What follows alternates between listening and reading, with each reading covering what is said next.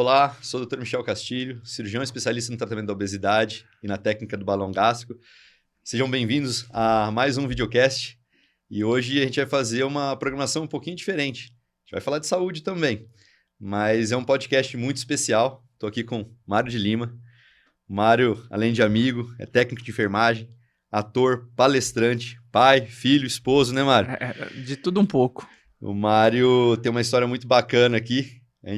Tenho certeza que vai ser um podcast muito emocionante que vocês vão aproveitar bastante. Mário, seja bem-vindo. Obrigado por ter aceito o convite, cara. Um prazer te receber aqui e um prazerzaço ouvir tua história, cara.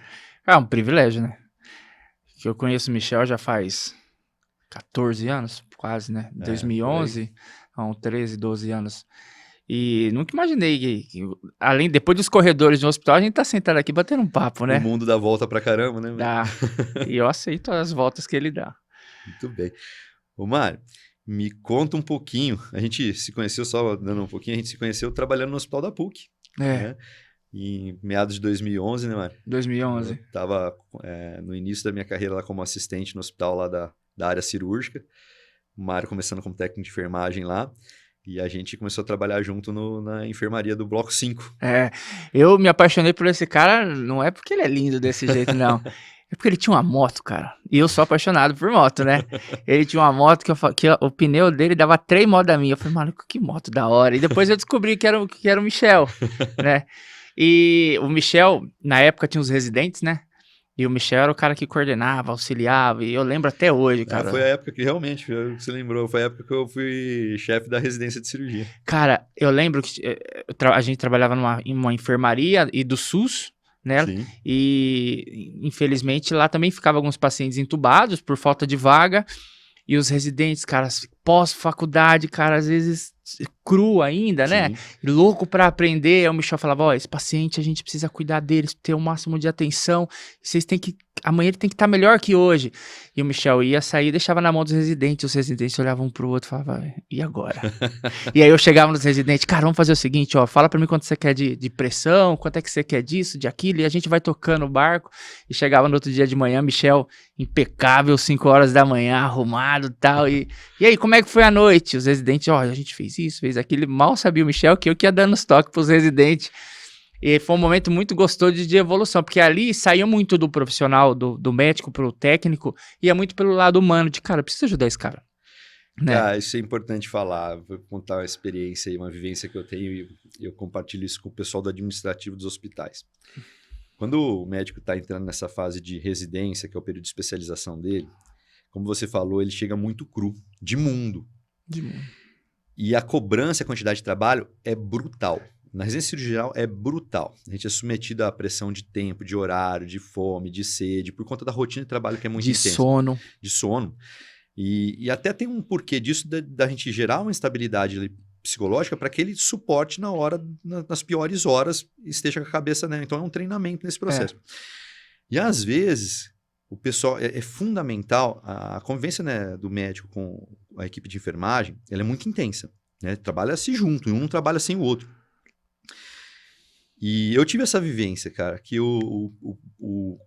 pessoas que têm bom coração e te ajudam nessa fase que é muito difícil, te ajudam muito. E eu tenho um carinho muito grande por quem foi bacana comigo. E por outro lado, tem pessoas que têm uma certa maldade. Tem.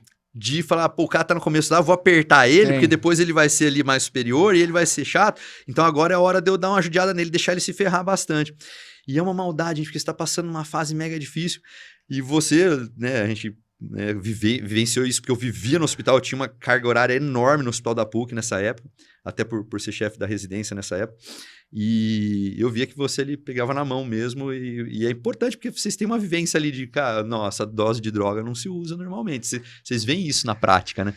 E dava o norte pra molecada lá que tava no começo, e é fundamental ter alguém que abrace, seja um parceiro, você fala, pô, eu posso confiar nesse cara aqui junto comigo, né, cara? E faz uma diferença grande.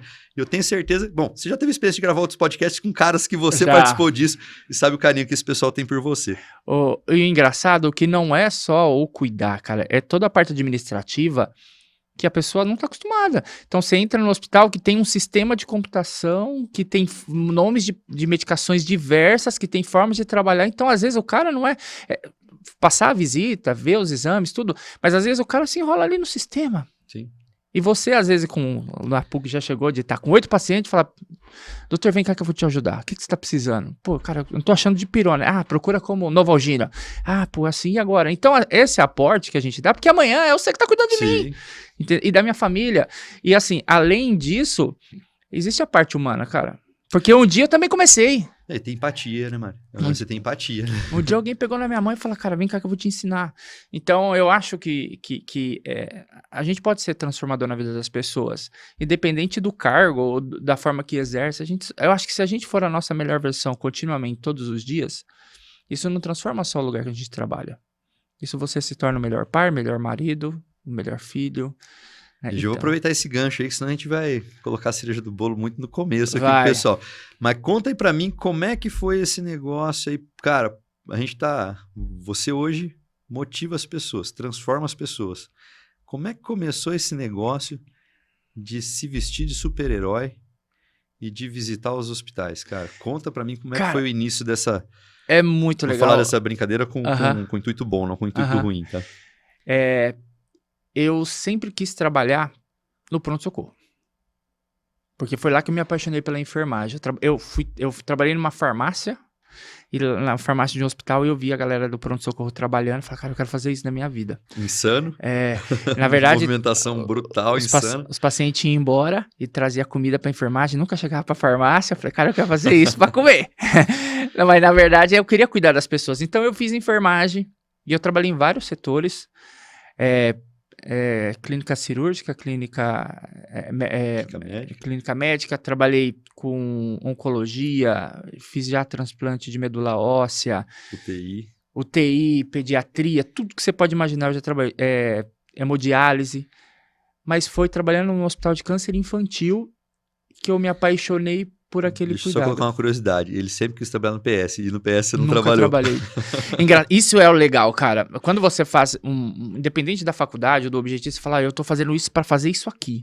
Acho que até quando você faz a medicina, você fala, eu tô fazendo medicina, mas eu quero me especializar nisso. Que coisa na vida, você ter o plano A, a gente conversou sobre isso semana passada, né? O A, B e C, né? Você tem que ter os planos de step, né? Mas a gente você nunca vai estar perdido na vida. É que a gente às vezes não dá oportunidade para as outras coisas que pode aparecer, que pode ser melhor do que a gente imagina.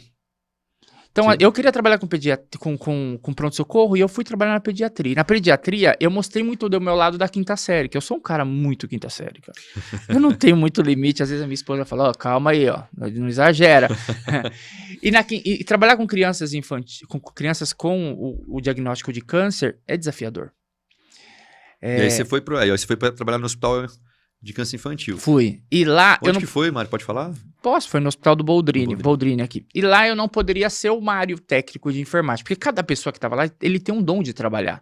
Tem pessoas que iam funcionar cantando para as crianças. Tem outros que ia dar banho contando uma história do sabão, das bolhas de sabão. E lá eu tinha que ser alguém mais. Então lá eu era o tio Mário. Eu trabalhava de nariz de palhaço e touca de bichinho.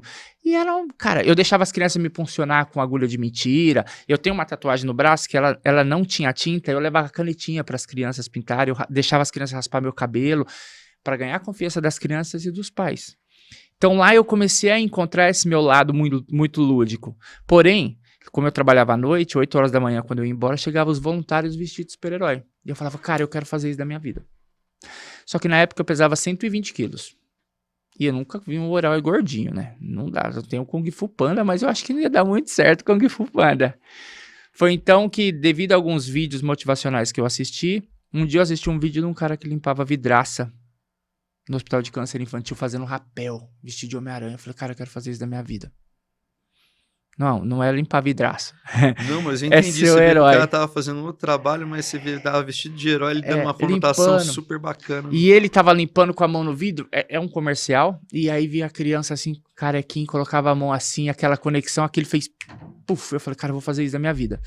Então, eu decidi fazer o Homem-Aranha, porque na verdade eu queria o Homem de Ferro, porque ele é tudo que eu não sou, né? Ele é rico e lindo. Ele não dava ser, não dava pra comprar a armadura do Homem de Ferro. Ele custa 12 mil reais, cara.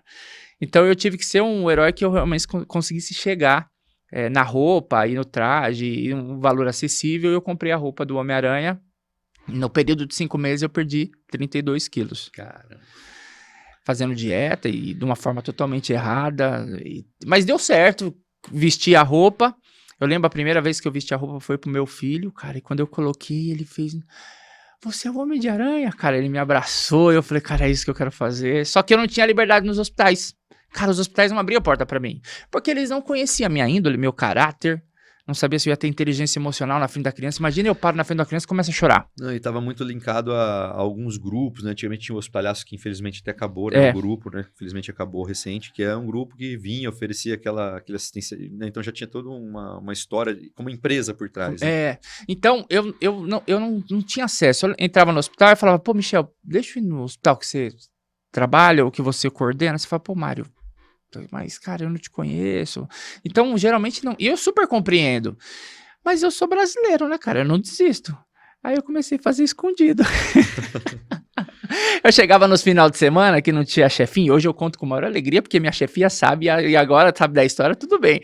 Mas eu chegava nos final de semana, na hora da minha janta ou na hora do meu descanso, eu ia nos quartos dos pacientes que eu cuidava e vestia a roupa.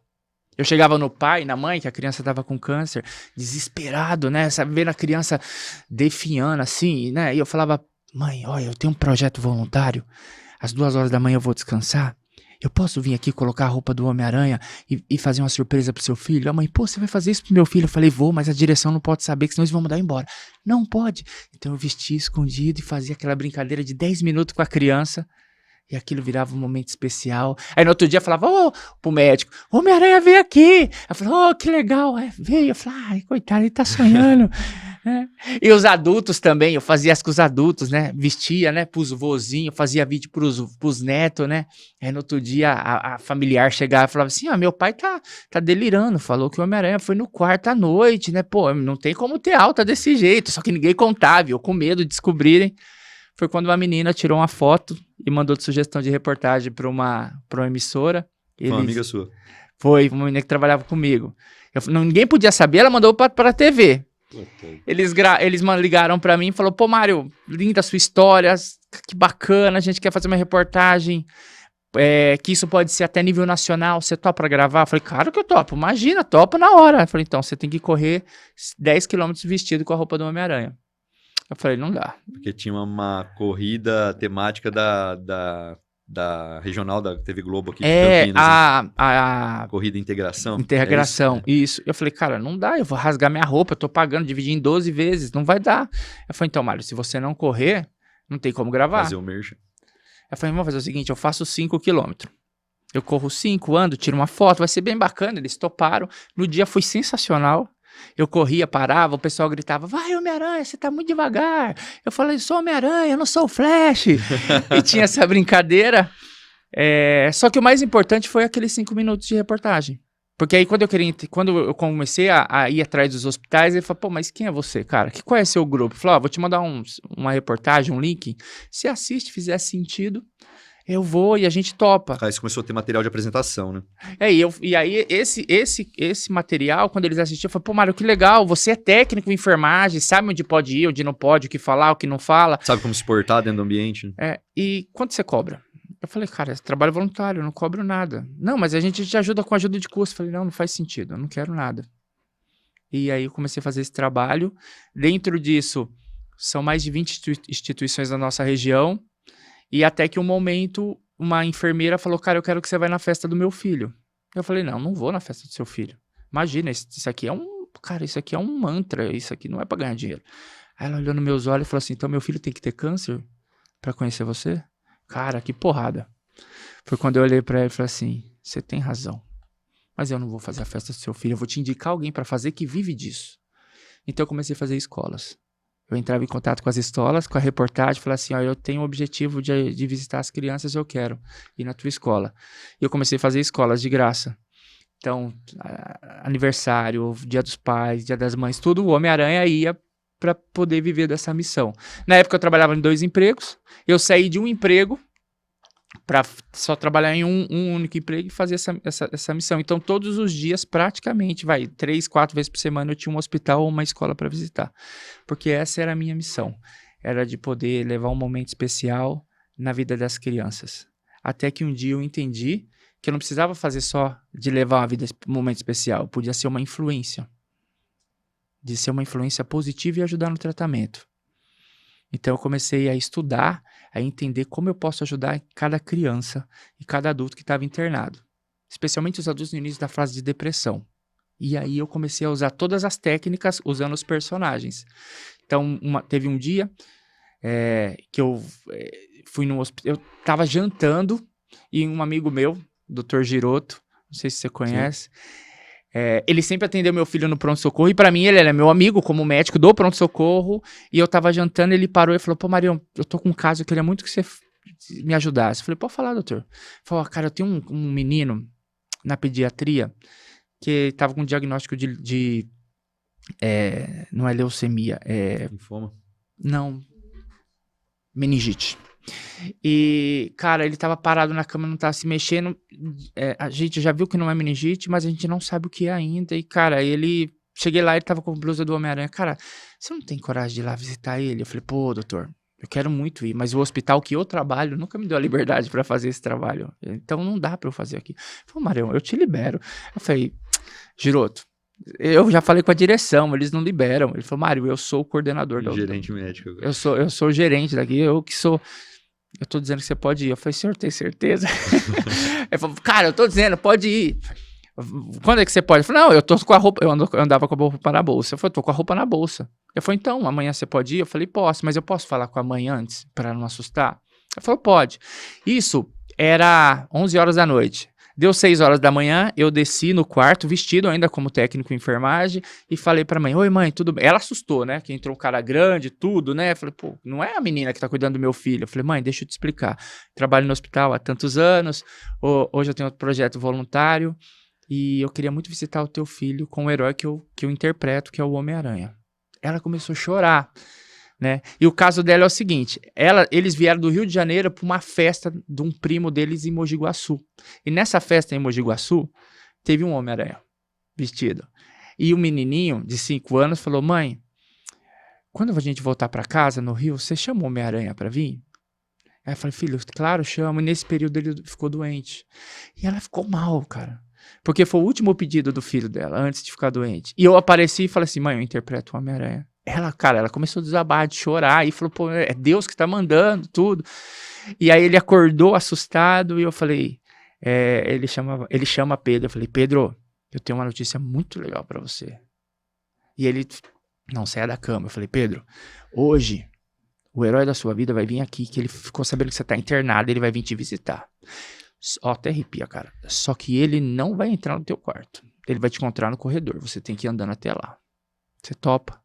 E a mãe chorando, não, ele vai sim. E beleza, cara, deu 7 horas da manhã, eu subi, passei meu plantão, já coloquei a roupa, avisei a mãe, eu tô descendo. E eu desci as escadas assim, que geralmente eu não vou de elevador, porque senão dá uma confusão, desci as escadas. E quando eu saí assim naquele corredor, que eu olhei lá no final a porta da pediatria e ele vindo assim, ó, cambaleando, segurando na mãe, na físio, andando, sabe? E cara, nossa, eu vi ali, comecei a ficar super emocionada, a chorar, porque... Ali eu vi que, cara, eu posso ser uma influência, sabe? E ele veio, a gente se encontrou no corredor, ele me abraçou, a mãe filmou. Eu tenho essas imagens, essa filmagem. E ali eu falei, cara, eu posso ajudar com o conhecimento que eu tenho. Foi aí que eu entendi que eu poderia ser muito mais do que um cara que tira foto. Eu posso influenciar positivamente no tratamento. Deixa eu colocar o Mário começou a contar a história dele no Hospital Boldrini. O Hospital Boldrini é um hospital especializado em tratamento de neoplasia de câncer infantil aqui em Campinas. Faz um trabalho... coisa mais linda do mundo, né? Minha esposa também trabalha lá, minha esposa é anestesista lá e fala que ela passa isso pra mim, que é uma das grandes realizações profissionais dela, é estar trabalhando lá e ela, por conta de logística de casa, fala, pô, né, para aí, vai trabalhar em outro lugar. Fala, não, dali eu não saio. Ela tem um prazer imenso de estar fazendo parte daquele time lá, é um lugar muito bonito mesmo, tem muita coisa bonita, né? Minha irmã é oncopediatra. Ah, que legal. Minha irmã é oncopediatra em Araçatuba, na nossa cidade, aliás, beijo Si, beijo Ju. Parabéns pelo trabalho de vocês, que é um trabalho muito bonito fazer parte disso. Né? E é difícil, né? Mas tem resultados muito bonitos, né? Tem muita coisa pra gente agregar. Ô, Mari, bom, aí você começou com isso. E aí, você começou a viver todo esse processo aí de ver que o teu trabalho traz um resultado muito bacana, né? E aí você começou, cara, agora você faz palestra, tem até espetáculo de teatro, cara. Como é que foi essa jornada aí? Como é que você viu, nessa história aí você falou, né, que você começou a ver que você poderia acrescentar muito, mas continua aí a tua jornada. As histórias, elas sempre têm pontos positivos de evolução pessoal. E isso eu sempre dividi com as pessoas meus amigos, pessoas que convivem comigo. Então, muitas das vezes eu ia em algumas visitas e eu contava situações que eu falava, cara, eu reclamei disso e olha o que aconteceu. Então, eu vou te dar um exemplo. Teve um dia que a Polícia Militar me convidou para entregar presente para as crianças numa comunidade, e porque o Papai Noel não poderia ir. Então, eu fui de Homem-Aranha com a touca de Papai Noel. E eu fui numa comunidade entregar, e eu lembro que eu cheguei, era um dia de semana, as crianças estavam na aula, e eu olhei assim do lado, estava escrito arroz com atum. E eu odeio atum, mano. Eu não gosto de atum. E eu tava vestido normal, as pessoas estavam lá e falaram assim, pô, Mário, senta aqui, vem comer com a gente. Eu falei, não, obrigado, tô de dieta. E eu falei, coitada das crianças, sofrem, né? E aí, passou o tempo, a gente vestiu de roupa, entregamos brinquedos na comunidade, as crianças ficaram encantadas. E aí eu cheguei com uma menininha e perguntei, o que você gosta de vir pra escola? Eu falei, gosto. Eu falei, o que você mais gosta aqui? Ela falou, eu gosto daqui, porque aqui eu consigo comer todo dia. Eu queria que tivesse aula de sábado e domingo. E eu gosto muito de comer arroz com atum. E eu lembrei das palavras que eu falei, cara, eu odeio arroz com atum. E eu falei, cara, às vezes isso aqui é a única refeição de alguém. E nessas visitas e histórias, eu comecei a contar com as pessoas, pros meus amigos. E os caras falam, pô, Mário, que história, mano. Você não pode ir lá na empresa contar essa história? Porque o cara reclama demais. Você não pode? Então eu falei, posso. Então eu ia vestido de Homem-Aranha e fazer as palestras. Cara, então, como é importante mudar a perspectiva de como você enxerga as coisas, né, cara? Eu falo que você tem que estar disposto. Porque às vezes a gente fecha os olhos para aquilo que está muito claro. E quando eu chego vestido de Homem-Aranha ou de qualquer outro personagem pra contar uma história, no começo eles falam, pô, a carreta furacão, né? Aí eu falo, gente, deixa eu contar uma história. Nossa, acaba, né? Com essa situação. E eu falo, gente, a gente pode ser muito mais além do que nós somos. E essas histórias eu comecei a contar nas igrejas, nos cursos de inteligência emocional, nas empresas, mas de uma forma totalmente voluntária. Até que um dia eu fui contar uma história. E por causa dessas histórias, eu criei um roteiro de histórias. Eu falei, pô, Mário, a galera reclama porque anda de ônibus. Aí eu contava uma história que eu vivi por causa de uma criança de cadeira de rodas, às vezes. E como são várias histórias, eu acabava adaptando para a necessidade de cada pessoa, de cada empresa. Foi quando criou uma rotina e um dia eu estava numa igreja contando a história, era vários palestrantes e um cara falou, cara, por que você não vive disso? O que você faz para ganhar dinheiro para manter o projeto? Eu falei, então hoje eu faço tudo. Desde personagem na frente de loja, eu precisei em um momento, eu tinha que escolher. Ou eu trabalhava com o projeto, ou eu vivia de doação, ou eu voltava a trabalhar em 2 empregos e não conseguiria fazer mais projeto voluntário. Cara, eu não sou muito fã da doação, eu acho importante, mas eu não consigo, cara, depender. Eu prefiro trabalhar. Então eu comecei a fazer festas, eventos, palestras, tudo que você pode imaginar financeiramente, para levantar dinheiro para o projeto, para comprar um brinquedo, para bancar a viagem, para conseguir fazer manutenção nas roupas. Foi quando eu comecei a fazer as palestras. E o cara falou, olha, dá para ganhar dinheiro fazendo isso? Eu falei, será que dá? Eu falei, cara, dá. Porque o mais importante você já tem, que é as histórias. E elas são suas e você sabe contar. Mas sabe o que é legal, cara? Que as histórias são bacanas, mas assim, o lance é a mensagem que a gente tira da história. É o que a gente leva depois da história. Porque todas as histórias são muito bonitas. Mas quando a gente... Depois eu vou contar a experiência aqui de um papo que a gente teve semana passada. Uhum. Mas é importante a mensagem que a gente leva dessas histórias, o que a gente tira delas, né? Pra frente, né? Eu gosto de, através do que eu conto, que eu possa, eu não faço nem motivar, mas eu gosto muito do provocar mudança, cara. Eu acho que não existe a palavra, mas eu gosto muito da palavra provocacional, não palestra motivacional, palestra provocacional, de te provocar a ser melhor. Quando a pessoa falou, isso dá pra viver disso? Eu falei, bom, eu não sei. É muito fácil a minha esposa falar, os meus amigos falar, mas e um profissional? Foi quando eu entrei em contato com alguns amigos meus, eles me indicaram o Matsu, que é um cara espetacular, professor em oratória. E aí a gente fez uma reunião e eu sentei numa mesa e eu falei, eu vou te apresentar o que eu faço. E eu fiz uma palestra para ele, eu falei, mas eu não quero como palestra. Eu quero como espetáculo. Eu falei, como assim? E ele falou, eu quero trocar de figurino na frente, eu quero som, eu quero iluminação, eu quero projeção, eu quero máquina de fumaça, eu quero um espetáculo. Eu quero a pessoa que vai, é vendido como palestra, mas a pessoa que vai lá e fala, mas quem vai ter show aqui? Eu quero essa situação, eu quero surpreender, mais do que isso. Aí ele falou, Mário, o que você está me sugerindo é o que o Circo de Solé fez. O Circo de Solé era um circo, eles tiraram os animais, tiraram várias coisas que tinha e colocou som, iluminação e gente capacitada para fazer aquilo acontecer. E eles cobram 10 vezes a mais que um teatro, mas é um circo.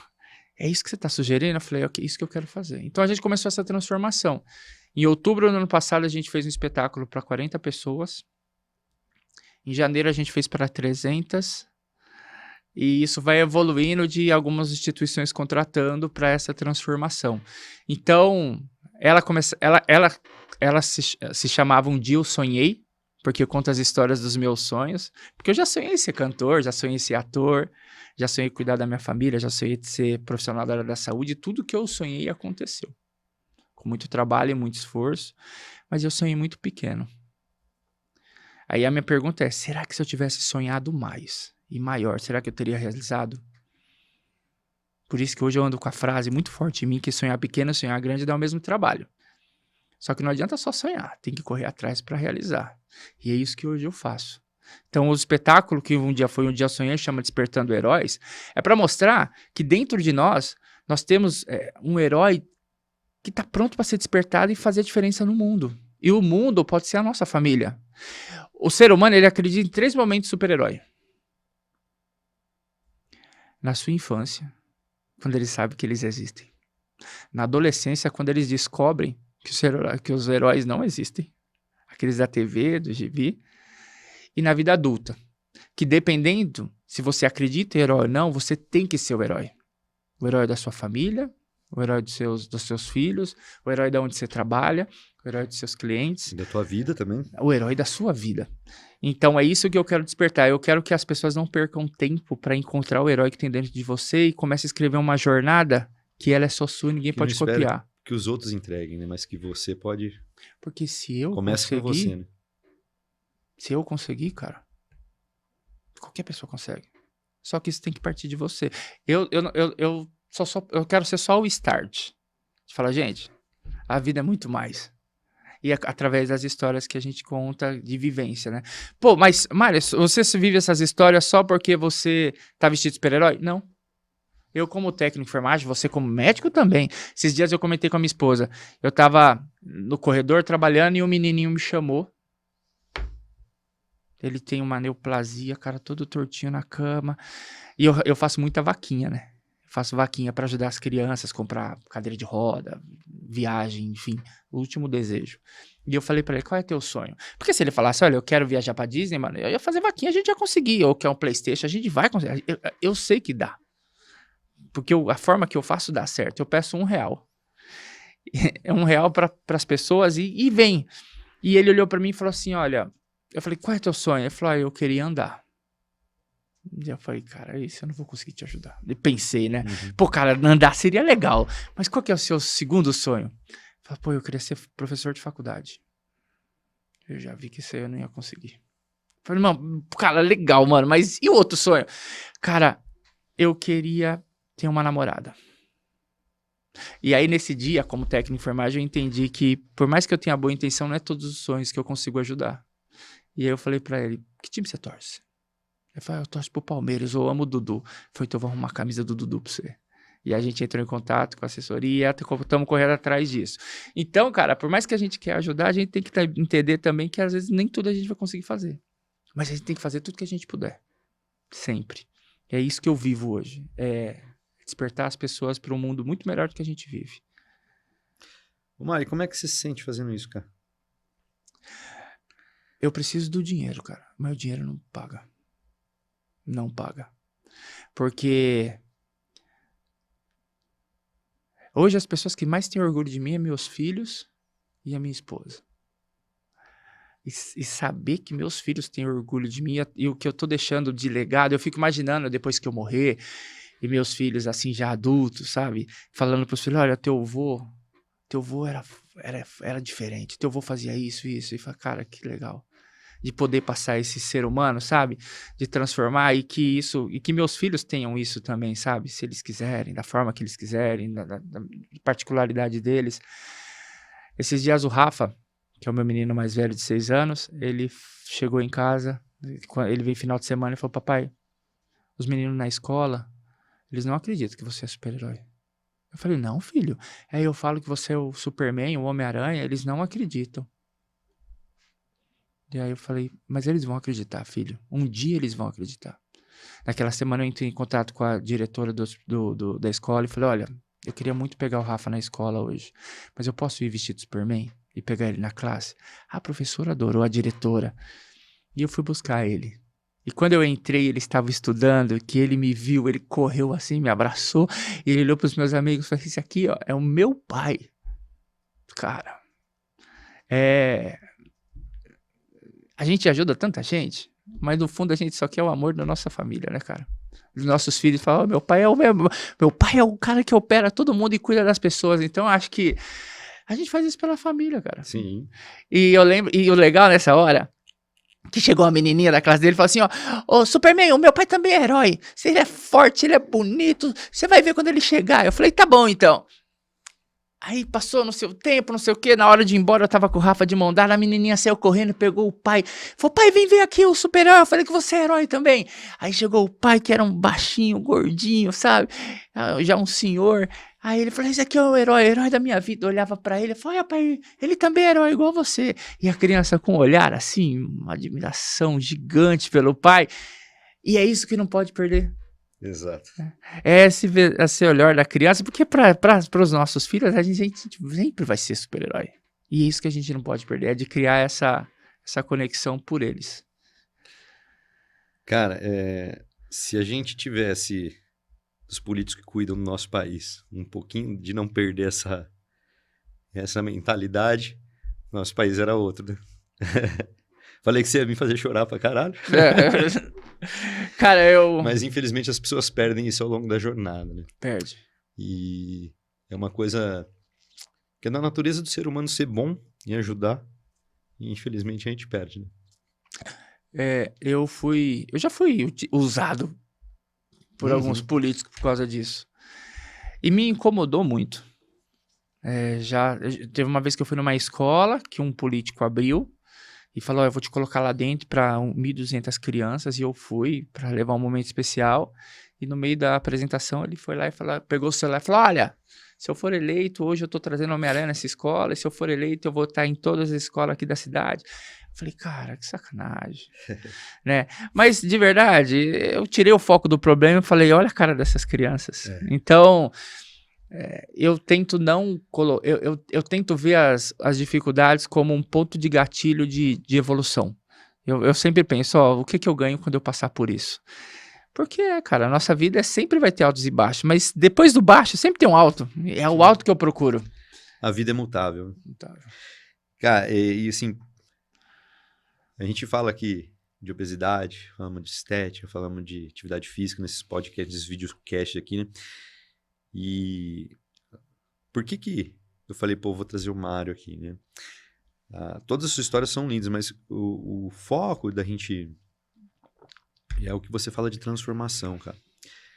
A gente conversou uma coisa semana passada que é o porquê das coisas, né? Então, vou puxar um pouquinho pra minha área. Quando a pessoa vai lá procurar a gente e ela tem uma dificuldade, que ela quer emagrecer, já passou por vários tratamentos, e a gente tenta dar um norte para essa pessoa, né? Mostrar o caminho, mas tem que entender qual é o porquê dela. Como ela pode... Porque assim, depende no final, a gente vai dar uma ajudinha. Hoje eu tava mostrando pra turma aqui o resultado de uma paciente. O paciente me agradecendo nas redes sociais. Eu falei, cara, mérito do seu esforço. Você que começou o processo de mudança, você que fez acontecer. A gente vai dar um apoiozinho ali, dar informação técnica. E a gente quer fazer um bom trabalho, mas depende de você. Agora tem que mudar esse mindset. E é o que você faz. O cara quer emagrecer, com o exemplo do que você fez com você mesmo, quando você teve um objetivo. Você tá com um agora, eu sei, depois se você quiser ser contra. E aconteceu comigo, né? Contei pra você, né? Falei, pô, vou mudar, nasci meu primeiro filho, vou mudar meu corpo lá, porque qual que foi o teu objetivo lá? Ficar bonito, tirar foto? Não. Tem 2 molequinhos lá que eu quero ver crescer. E eu quero estar com a saúde boa pra curtir esses moleques. A gente tem que ter um porquê na vida. Nem sempre é fácil entender, né? E às vezes não importa o sonho que você quer, mas eu o paciente lá que foi lá comigo e falou assim, sabe qual que... Cara, eu queria voltar a cruzar a perna. Eu queria usar um salto alto. Mas fala assim, é bobagem. Cara, a vontade dela, o desejo dela é a coisa que incomoda ela. Às vezes para outra pessoa é querer andar, né? Às vezes é uma coisa mais simples. Mas cada um tem um seu porquê, né? Nem sempre consegue enxergar. Mas é o que serve de gatilho. E eu acho que o teu trabalho é muito importante, é o motivo de trazer aqui, porque a gente tem a possibilidade de mostrar para as pessoas que a gente pode ter um porquê, tem o que nos motiva, que importância a gente pode fazer, a diferença que a gente pode fazer na vida das pessoas. Na hora da recuperação dentro do ambiente hospitalar, né? A gente vai falar um pouquinho do ambiente hospitalar. Pô, ambiente inóspito, né? A gente trabalha em ambiente hospitalar, né, Mário? Mas, cara, a gente não quer estar lá. Não. Nem trabalhando, porque não é um ambiente... A gente tenta fazer ele ser mais humanizado, mas é um ambiente que não é um ambiente gostoso, né? A gente está trabalhando com dificuldades, a gente tenta melhorar esse ambiente, mas é um ambiente difícil. E aí, quando você dá uma luz, você estava contando, depois você vai contar pra gente também a história de um pacientinho lá que você foi visitar como Chaplin, né? Que é outro personagem que você faz. E o cara fala, pô, não, vou melhorar aqui porque eu tenho minha família para voltar para eles, né? Então, dá essa mudança de mindset melhor. Isso a gente já tem provado, cara. A ciência já mostrou isso. Que isso é importante, que é importante pra caramba e faz diferença na recuperação do paciente. Ele mudar aqui dentro da cabeça, não deixar ele cair na depressão. Mas conta, cara, fala um pouquinho que a gente tá conversando do ambiente hospitalar, cara. Como é que é difícil, né? A gente tentar humanizar um pouquinho esse ambiente, tirar um pouquinho o peso do ambiente hospitalar. Cara, eu, apesar de eu não gosto de estar dentro como pessoa, né? Porque geralmente quando eu não estou como profissional, eu estou porque alguém, amigo meu, tá internado, eu tô tentando resolver, ou alguém da minha família, né? Já raramente eu vou pro hospital. Cara, eu gosto de bater meu ponto e ir embora. Apesar que agora também eu tô fazendo os espetáculos pros hospitais, né? Que aí é espetáculo, mano, é diferente, porque proporcionar isso pros colaboradores, imagina, você tá lá, acabou de fazer uma cirurgia, aí você chega lá, o teu chefe, e fala assim, pô, Michel, tem um treinamento pra você assistir, você vai lá e, pô, cara, e nesse treinamento eu falo dos teus filhos, não sei o que, aí você fala, pô, mano, que da hora, vou trabalhar mais 20 horas, isso acontece. Mas estar dentro do hospital é realmente desafiador, mas mais ainda, a gente sempre teve, né, cara, é que na pandemia isso abrangiu muito, né, pô, os médicos, os heróis, os enfermeiros, as fisioterapeutas, né, tudo herói, mas é coisa que a gente já viveu, e a gente sabe do desafio, porque lá a gente pega as situações onde aquela pessoa que está lá já não queria estar lá. E está usando o momento mais desafiador da vida dela porque ela está entregando a mão na vida de pessoas que ela nem conhece. Sim. Imagina ser deitado no leito totalmente despido de você, aonde vai vir pessoas que vão encostar em você, vai fazer perguntas... Que não sabem quem você é, que não sabem sua história. Vão fazer perguntas de uma forma que pode te deixar constrangido. Imagina uma pessoa internada que a pessoa... Ô, Michel, tudo bem? Cara, hoje eu vou dar banho em você. Você fala, cara, quem que vai dar... Não, você, Michel, fica tranquilo. Então, essa situação pra gente também é uma forma desafiadora, né? Imagina para os pacientes. Então, acho que nesse momento é o momento de tornar aquilo mais leve. E hoje, eu entendi em um certo momento da minha vida que os personagens, eles só mostram muito do que eu sou. Então, eu consigo ser um herói sem ser literalmente interpretando mesmo. É só eu ser a minha melhor versão. Entendeu? Estar dentro do hospital é desafiador. Mas a gente tem que olhar para aquele lado como um copo sempre cheio. O que eu posso melhorar e ajudar as pessoas que estão aqui dentro? Porque dá, cara. E às vezes é muito simples. Às vezes é só escutar. Teve um dia que eu tava cuidando de uma senhorinha e ela tava... Um senhorzinho. Um senhor de uns 90 anos. A esposa era 10 anos mais nova, 80. Ele tava internado na oncologia, tinha acabado de subir do pronto-socorro. E a pressão dele alta, não abaixava. E dava medicação, tudo e nada abaixar. Eu falava pra ele assim, como é que o senhor tá? Ah, não, tô bem, eu sei como é que é, o médico já me explicou. Aí eu falei assim, mas o senhor não tá bem, o senhor tá nervoso, o que que tá acontecendo? É por causa da doença? O médico te explicou? Explicou, não, eu já sei como é que vai ser. Eu falei, o senhor vai ficar aqui sozinho à noite? Eu falei, não, a minha senhora vem. Esse senhor é um senhor que ele dorme de calça. Ele não tira nem calça pra dormir. Pra você ver como ele fica... Sistemático. Aí eu falei assim, ela vai vir? Vai. Eu falei, então eu vou arrumar a cama dela. Aí eu peguei, é um sofá-cama, aí eu abri o sofá, cobri, coloquei o lençol, peguei um travesseiro, improvisei, não sei o que, arrumei. Eu falei assim, agora eu já tô arrumando, mas você trate de ir embora, não é pra você ficar aqui não, porque aqui não é todo dia mordomia não.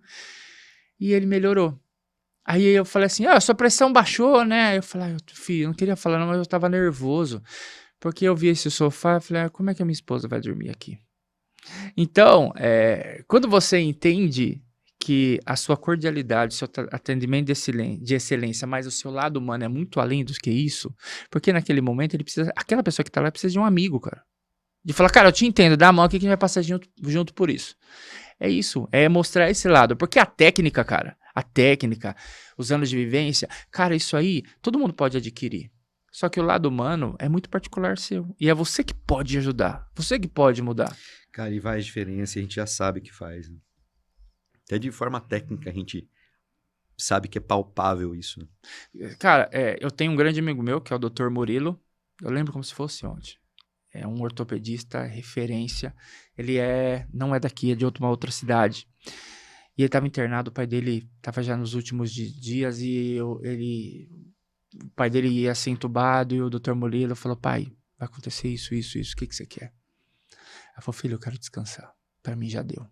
Eu falei, tá bom, pai. Aí chegou no médico, o Dr. Tiago, né?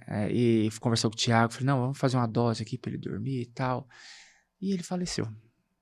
E o Murilo era o único médico da família, um monte de irmão. E ele, tal, não sei o que, não, pô, agradecendo todo mundo. E ele tava assim no canto mexendo no celular. Aí eu falei, Murilão. Aí eu falei, oi. Aí eu falei, vem cá. E dei um abraço nele. E ele chorava, cara. Chorava. Eu abracei ele, e ele, lutador de jiu-jitsu, fortão, ele me abraçava mais forte, eu, cara...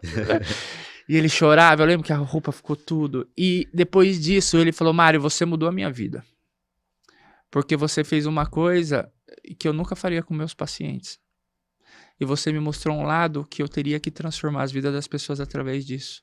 O que você fez, eu nunca vi nenhuma pessoa fazer. E eu falei, porque eu me coloquei no teu lugar. Porque você tá sozinho aqui, tua cidade todo longe, você tá sendo a barreira que vai segurar tudo sozinho. Você não tá sozinho, mano, a gente vai passar por isso junto. E quando eu te abracei como se você fosse meu irmão. E você não tá sozinho. E hoje ele é um grande amigo meu, cara. Ele é sensacional. Todo mundo, às vezes, a tia dele interna, tudo, eu fico com ela no véu, até mesmo pra cuidar. Então eu acho que esse lado humano, nossa, ele não pode morrer, cara. Porque a rotina do dia a dia de pega plantão, de faz não sei o que, passa visita, a gente perde muita parte humana, cara. Eu acho que isso é o diferencial. E se hoje existir uma instituição que aceita o jeito que eu trabalho, essa instituição é pequena pra mim. Por isso que hoje faz 10 anos que eu tô na instituição que eu trabalho. Por esse motivo. Mário, não sei se você chegou a ver um vídeo que eu gravei do Dia dos Médicos? Não. Eu falei justamente isso que você tá comentando, cara. Eu observo isso aí também. A gente... entra numa rotina de trabalho tão grande que a gente perde nossa humanidade, cara. E aí eu cobrei isso no dia do médico, eu fiz um vídeo, gravamos com a nossa equipe lá, um videozinho que eu comentei isso aí. Falei, cara, não deixa de lembrar do porquê que você foi fazer medicina, porquê que você foi cuidar de gente. Você queria ajudar. Então não deixa a tua noite de sono, teus problemas pessoais, intervirem na pessoa que você era. Não deixa de mudar. Porque aquele cara lá que foi fazer aquilo é o cara que queria ajudar. A gente não pode perder isso, né? Ou a gente tem que retomar, né? E as transformações ficam muito mais fáceis começar de cima para baixo. Hoje, dentro de uma hierarquia num hospital, eu sou um nível técnico. Eu sou o único nível técnico que tem dentro do hospital, teoricamente, que você está diretamente de frente com o paciente. Acima de mim tem os enfermeiros, os graduados, enfermeiro, fisioterapeuta, médico, nutricionista, dentista e assim vai. E as pessoas, quando vê o trabalho que eu faço, eles falam, cara, mas eu pensava que você era médico, eu pensava que você era nutricionista, eu pensava que você era enfermeiro. Cara, por que você não faz enfermagem padrão? Porque, cara, você precisava fazer isso aí, cara. Porque olha aí, você tá se perdendo. Aí eu olho pra eles e falo, mas você acha que não tem que ter técnicos de enfermagem bom? Recepcionistas bons? Né? Exato. Porque, cara, você não acha que tem que ter o pessoal da higiene top? Porque é eles que jogam o produto, é eles que limpam a tua cama quando tu vai embora e a outra pessoa vai deitar. Você acha que não tem que ter esse profissional top que atende com amor, com alegria? E quando a diferença vem de cima para baixo, imagina você hoje como referência de médico para alunos. E se eles estão aqui e vê você, cara, carregando teu paciente no colo, abraçando, pegando na mão e falar, a gente tá junto, a gente vai passar por isso junto. Você se torna um espelho pro cara falar assim, olha, quando eu crescer na área, eu quero ser igual ao Michel. Não, exemplo contagia, né? E é muito mais quando começa de cima para baixo. Por isso que hoje, quando fala, o que você é?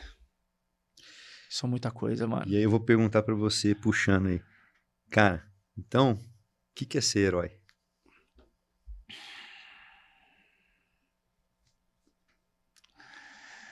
Ser herói é provocar as pessoas a serem melhores. É mostrar que o mundo é muito mais do que a gente vê. E que existem infinitas possibilidades. Isso é ser herói, cara. É de você, primeiramente, ser referência da sua família. Não adianta eu ser o Homem-Aranha, o Superman, ou o Charlie Chaplin do mundo se eu não for dos meus filhos, cara. Da minha esposa. Não adianta eu ser o melhor técnico do mundo e cuidar de várias pessoas no hospital se eu não conseguir cuidar do meu filho que tá em casa hoje com a clavícula quebrada. É ser herói do básico, cara. Porque a gente não consegue abraçar o mundo se a gente não abraçar quem tá do nosso lado. Começar dentro do nosso próprio universo, né, cara? Quando a gente transborda em casa, é mais fácil de cuidar dos outros. Ô, Mário, e me conta aí, nessa jornada toda, agora que você começou com o espetáculo, e aí depois eu vou dar um puxão de orelha aí no mundo pra gente falar do teu trabalho, mas isso eu vou deixar mais pro final. Mas me conta aí, agora vai ter uma participação especial aí num negócio super bacana. Vai. Aí. O que aconteceu? Como é que você foi chamado aí pra participar aí de um filme que tá pra sair? É um filme? Uma minissérie? É uma minissérie na Globoplay que chama As Aventuras de José e Durval, que é a história de Chitãozinho e Chororó. Eu sempre sonhei ser ator na infância, porque eu sofria bullying, eu sempre fui gordinho. Então, na minha cabeça, se eu fosse ator, eu não ia passar por isso. Ou se eu fosse cantor. Eu queria ser o Dinho dos Mamonas Assassina. Nossa Senhora! Ou então Chiquititas. Eu fiz teste pra Chiquititas e não passei. Só que meu pai, na época, falava assim, isso não é coisa de homem. Tá errado. E aí, isso apagou dentro de mim. Mas na infância eu fiz 1 ano de teatro. Eu acho que por isso que os personagens vêm de uma forma muito fácil. Eu não vou só ver, eu interpreto, realmente eu sou o personagem. Então eu acabei utilizando todas as experiências que eu vivi na vida para o momento de agora. Quando eu comecei a fazer o Chaplin, eu fui para as casas de repouso. E teve um dia que eu dancei com uma senhora de cadeira de roda na casa de repouso. De uma valsa, e eu dançando. E a pessoal gravou aquele vídeo e colocou nas redes sociais. Uma companhia de dança viu, e ela estava fazendo um trabalho de inclusão, e falou, olha, eu quero que você finaliza o espetáculo no teatro com essa senhora. Você topa? Eu falei, topo. Ela concordou e a gente dançou. Na plateia, tinha um caça-talentos. Ele falou, olha, eu vou te dar um número, você liga, e se você quiser, vai abrir inscrição para fazer um teste para interpretar o Chaplin numa série. Você topa? Eu falei, mas eu não sou ator. Ele falou, você é. Você só não sabe. Faça o teste, se você passar, você nunca mais vai falar que você não é ator, porque você é. Eu falei, tá bom. Eu fiz o teste, foi tudo. Na verdade, eu mandei mensagem, eu falei, grava um vídeo numa fila e você faz o roteiro. Aí eu gravei o roteiro, montei tudo, e gravei, editei, coloquei música, preto e branco, porque eu não sabia o que era, mas eu fiz. E mandei e passei. Depois de uns 6 meses, eu fui chamado para gravar, que eu não sabia o que era. Depois eu descobri lá a história. Eu iria ter uma fala e era uma participação muito pequena. Aí depende muito da forma que você coloca. Participação pequena, mas eu mudei para participação especial. Eu sou responsável por tudo isso. Eu falei, tá bom. Eu lembro que eles me chamaram para gravar e falaram, olha, Mário, aparece no hotel em Jaguariúna, porque gravou em Amparo, você tem que chegar lá a 1h da tarde. Eu tinha moto na época, coloquei as roupas do Chaplin, não sei o que, eu cheguei lá na quinta para gravar na sexta. Eles pediram para ir antes, Porque se acontece algum acidente de percurso, eles têm tempo para regravar isso.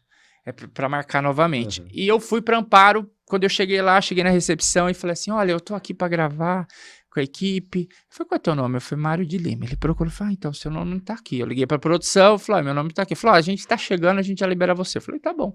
Fiquei sentado no sofá, na frente da recepção, 1h da tarde. Deu 6 horas da tarde, eu tava sentado. E eu liguei pra eles, falei, olha, eu tô aqui, tô sem comer, e eu não sei o que eu vou fazer, eu vou embora, moro em Campinas, pra lá é pertinho. Eu falei, mas você tá aí ainda? Eu falei, tô, eles não te liberaram? Não, aí a produção ligou pro hotel, falou, meu ator tá aí, sentado, e vocês não vão fazer nada? Aí eles chegaram aqui, senhor Mário, o senhor é ator que vai gravar? Eu falei, sou. Falei, cara, o senhor me perdoa, por favor, pega as malas dele. Veio 3 pessoas pra pegar uma mala. Não sei o que, a gente vai te colocar numa melhor suíte, não sei o que. Eu falei, tá bom. Aí chegou, colocou na suíte. Eu entrei, já coloquei minha roupa pra treinar. Eu falei, ó, eu falei pra ele, você tem academia aqui? Eu falei, tá fechada, mas a gente vai abrir pro senhor. Eu falei, tá bom. Eu coloquei o short, a camiseta, nem comi nada, já tava saindo pra academia. Chegou a van e começou a descer o pessoal. E chegou 2 meninos e falou assim, pô, você que... Chegou 2 meninos e falou, pô, você trabalha aqui? Eu falei, não, eu tô hospedado. Eu tô indo treinar. Ele falou, pô, a academia aqui tá aberta? Eu falei, tá. Aí eles olharam e falaram assim, pô, vamos treinar? Aí ele falou, cara, não, a gente tem que ver o texto. Eu falei, vocês vão gravar? Eu falei, vamos. Eu também. Eu falei, então a gente se vê. Eu falei, beleza. E fui pra academia, fiz meu card. Aí eu falei, cara, ele falou de texto. Eu tenho texto. E eu não sei qual é o meu texto. Mandei mensagem pra produção, falei, pô, a gente esqueceu de mandar teu texto. Tô te mandando no e-mail. Mandou o texto, escuta essa. Peguei o texto, tava escrito, Mário de Lima. 2 folhas, cheio de fala de Mário de Lima. Eu falei, gente, eles acham que eu sou ator de verdade. Tanta fala, vou ensaiar no outro dia. Já parei meu cardio, já peguei, falei, moço, posso imprimir aqui? Eu falei, pão, pode o senhor. Já mandei, já imprimi 2 folhas, já fui pro banheiro. Falei, pode servir minha janta no quarto, e comecei a decorar o texto, na frente do banheiro. Não sei o que, as falas, e falando na frente do espelho, e falando com sotaque, porque tinha sotaque, não sei o que. 3 horas da manhã, eu já tava passando o texto, eu cheguei na última frase e tava escrito, frase do Chaplin. Aí eu falei, Chaplin? Mas tá escrito Mário de Lima, por que frase do Chaplin? Eu falei, quem que é o Mário de Lima na história do Chitãozinho Chororó? E abri. O pai do Chitãozinho Chororó chama Mário de Lima. E eu decorei toda a fala do cara.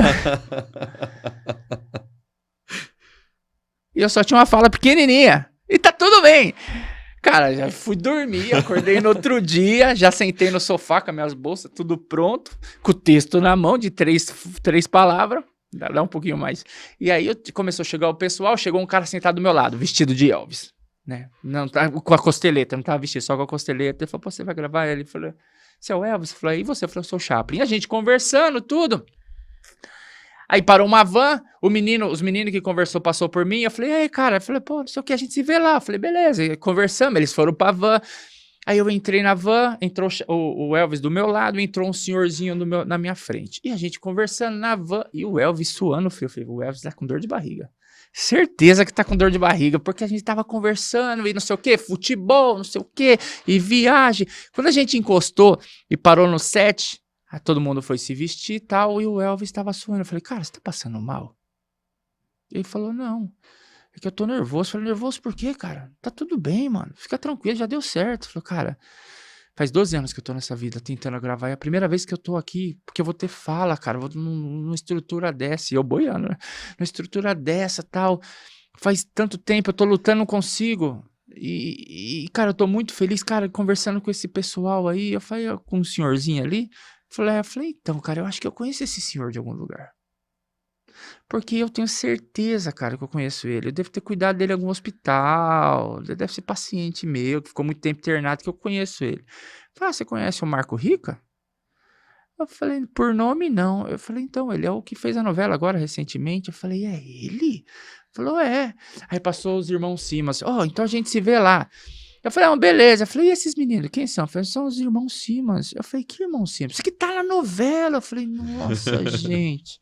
Então eu vivi essa situação com eles de gravar, e eu conversei com pessoas, né? O Augusto Madeiro, cara, foi nesse momento que eles falavam, cara, onde você estudou? Que lugar que você fez? Aí o Elvis falou, pô, eu fiz oficina de atores. E você? Eu falei, eu fiz técnico em enfermagem. Foi nesse momento que eu falei, cara, eu acho que talvez realmente eu possa ir por esse lado, porque se eu tô confundindo os caras, eles estão jurando que é, engraçado, né? O diretor, na hora, eu tinha uma fala, mas não fazia assim. Olha como eu sou abusado, não fazia sentido na minha cabeça que aquela fala. Então eles vinham, falavam uma frase, eu engatava a frase, e eu mudei a frase na hora. A fala, olha que absurdo. Tinha um diretor geral e o outro diretor que era parte do elenco. Quando eu mudei a frase, o diretor atrás do elenco fazia assim, ó. Não! E o diretor geral pegou, virou a folha e falou, ó, faz assim mesmo, roda desse jeito, ficou muito melhor. Aí o cara, certo! Então, são coisas que a gente passa, da ousadia, que se eu paro pra pensar o que eu fiz, eu falo, meu Deus do céu.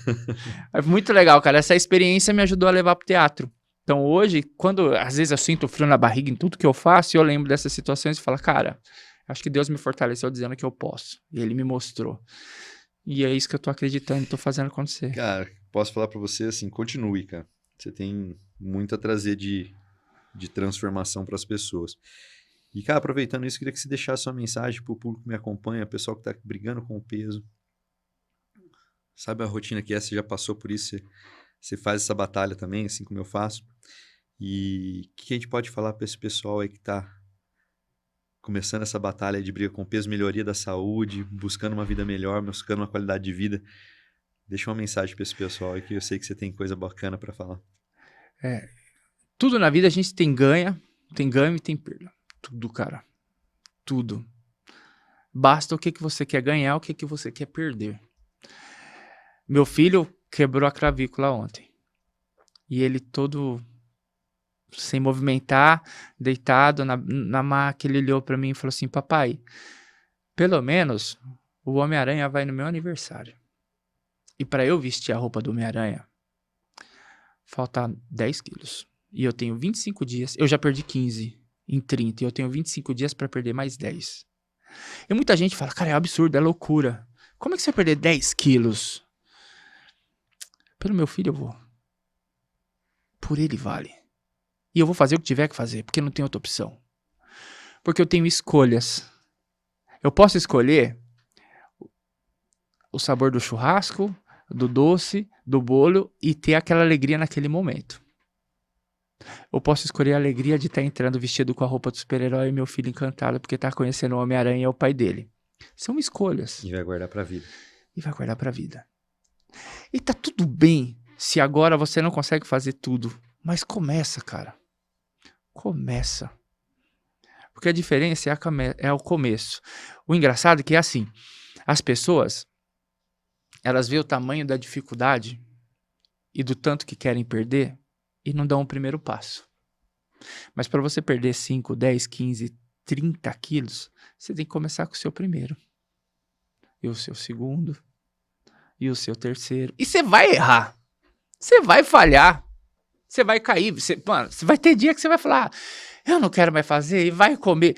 E tá tudo bem, cara. No outro dia, levanta a cabeça e fala, vou fazer de novo. Sabe por quê? Porque eu posso. Porque eu mando na minha vida. Porque não é a comida que manda em mim. Porque eu sou dono da minha vida.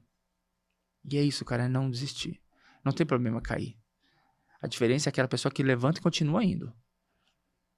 Porque é falho cair. E são as dificuldades, são os desafios, são os problemas que faz a gente evoluir. Quantas vezes eu caí... E engraçado, as pessoas falam, não existe erro, existe aprendizado. Mas vira aprendizado depois que você descobre como faz certo. Quando você erra, você fica desesperado. Porque você fala, caramba, eu errei e eu não podia errar. Não, cara, você pode errar. A diferença é não vou errar da mesma forma. Cometa erro, porque isso vai fazer você evoluir. Não desista. Porque o mundo inteiro pode acreditar em você, mas se você não acreditar em você, cara, eu vou chegar nos 10 quilos. Não tem outra opção. É isso que eu vou fazer. Não tem outra opção. Então, se você realmente tem o desejo de emagrecer, encontre o seu porquê. Acho que o Dr. Michel pode te ajudar com isso. Eu posso te ajudar com isso. Cara, estou totalmente à disposição. E faça. Faça por você, faça pela tua família, faça pelos teus filhos. Você não vai se arrepender. Porque o mundo é muito mais. Semana passada a gente teve um encontro, a gente estava conversando um pouquinho e a gente entrou nesse assunto, né? Da questão da perda de peso, ele contando a história que ele estava passando de dessa jornada aí para o aniversário do filhão. E aí ele tava falando de um trabalho que ele faz ali de norteamento das pessoas, né? De aconselhamento. E das pessoas entenderem, né, Mário? Vai me corrigindo se eu estiver errado na forma de falar, mas entenderem o porquê que estão fazendo as coisas. Você falou assim, eu falei o meu porquê, né? Eu falei, pô, vou mudar meu corpo, vou mudar minha saúde. Eu tenho 2 moleques que eu quero curtir eles. Olha que porquê forte. Né? E foi meu motivacional total. Total. E aí você colhe uma série de benefícios por isso, né, cara? Sim. Tua saúde está trabalhando. E você, mesma coisa aí nesse processo aí. E aí você pegou e bateu muito numa tecla do porquê das coisas, né? Por que você quer emagrecer, né? Aí as pessoas falam uma coisa superficial, né? O que todo mundo fala, né? E aí depois você fala, mas por quê, né? Porque tem um gatilho que às vezes a gente não consegue enxergar. E a hora que a gente enxerga e aceita aquele porquê, independente do que seja, mas quando é muito claro isso, aí você tem mais força para brigar por aquilo, né? Nem sempre é fácil de enxergar. E às vezes é uma coisa mais simples, não é? Falar, porque eu quero diminuir meu nível de colesterol. Às vezes é o exemplo que eu dei, eu quero cruzar minha perna. Eu não consigo mais cruzar. Eu quero passar, eu quero sentar na poltrona do ônibus sem ninguém me julgar. Né? Eu quero usar meu biquíni e meu maiô no final do ano. Eu tenho vergonha de ficar pelado na frente da minha esposa. Mano, olha que coisa pesada. O quanto isso impacta na vida como um todo, né, ao redor da vida. E o mundo hoje fala tudo, gordofobia. Não, porque você tem que aceitar o seu corpo. Tá tudo bem, mano. Até quando o seu corpo começa a gritar pedindo ajuda. Você fez eu levei minha esposa pra passar contigo semana passada e você fez uma frase que eu gravo muito em mim, de falar assim, ó, você morreria pelo teu filho? E viveria por ele? Então, cara... É um peso diferente, né? Porque todo mundo tem... Ninguém vai falar que, né, eu não morreria pelo meu filho, né?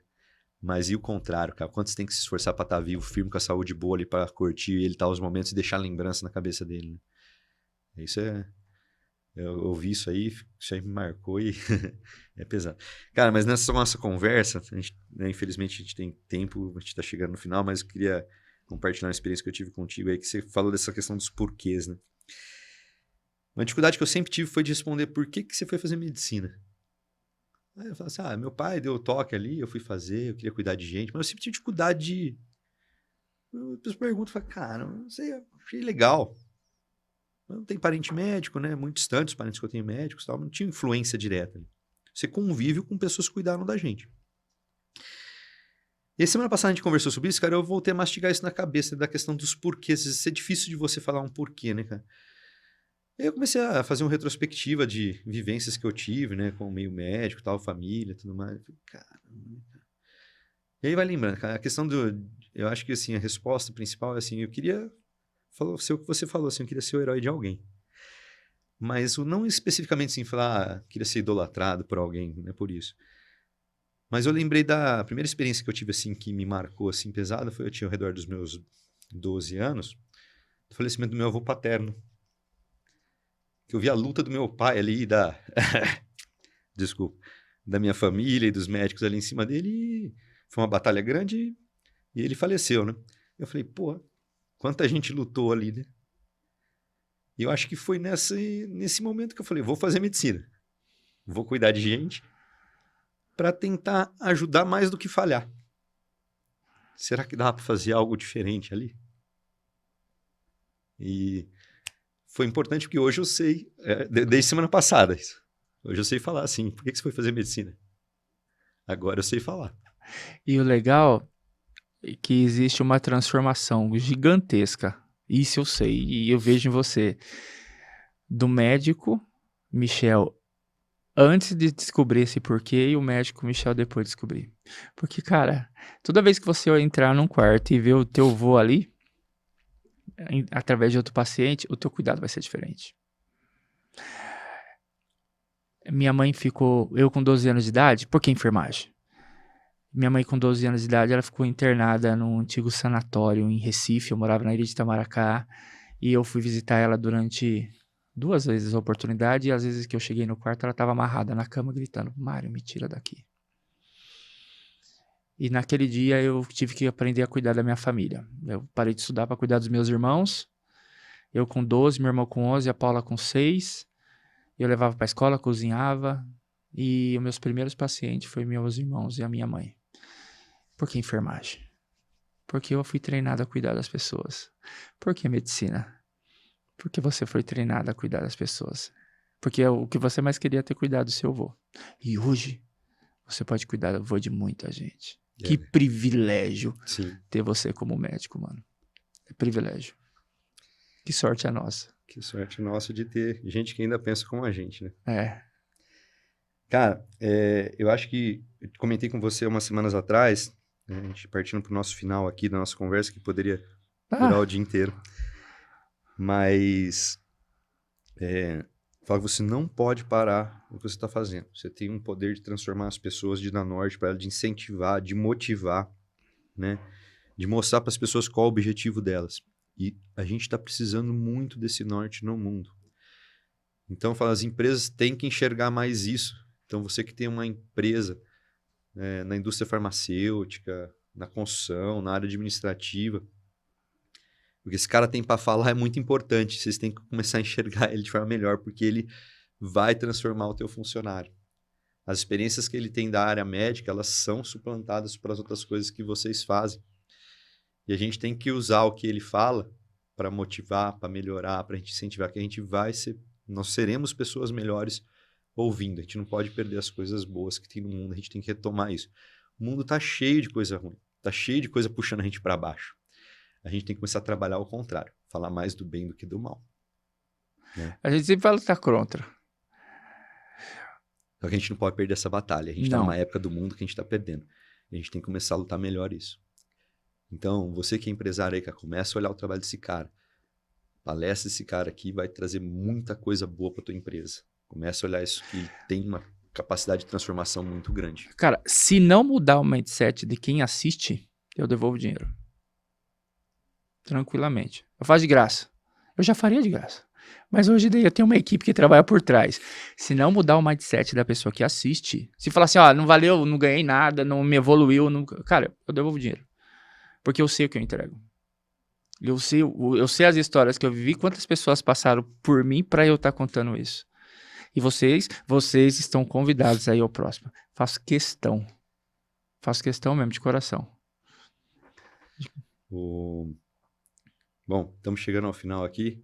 Marão, obrigado por ter vindo, cara. Desculpa te fazer chorar. Imagina, eu já esperava, já. Eu ia te fazer chorar por outro motivo. Que eu bati numa BM lá na frente. Tem um carro parado lá na frente, falei, nossa, se eu bater nesse carro, vou ter que vender outro carro. Aí eu falei pro Michel, o vídeo ficou vermelho. Eu falei, mas você bateu mesmo? Eu falei, não. Mas obrigado pelo seu tempo, cara. Obrigado por ter compartilhado da tua experiência, um pouco da tua experiência aqui com a gente, da tua história. Sei que vai ajudar muita gente. Cara, eu queria tomar a liberdade de... Deixa eu ver se eu vou conseguir falar. Semana passada eu perdi minha avó. Minha avó Lourdes, minha avó materna. E a gente falou de muita coisa boa aqui, né? Queria dedicar esse podcast para ela, que ela tá olhando lá de cima e ela vai assistir esse podcast lá, olhando pra gente. E o legal é que ela nunca vai morrer. Não vai. Sabe por quê? Porque ela tá dentro de você. Ela só vai morrer quando ela deixar de ser lembrada. E ela sempre vai estar aqui. Ela tem um tempão maior aí com a gente. Tem. Obrigado, viu? Tamo junto. Gente, desculpa o chororô aí. Até o próximo podcast. Até mais, gente. Tchau, tchau.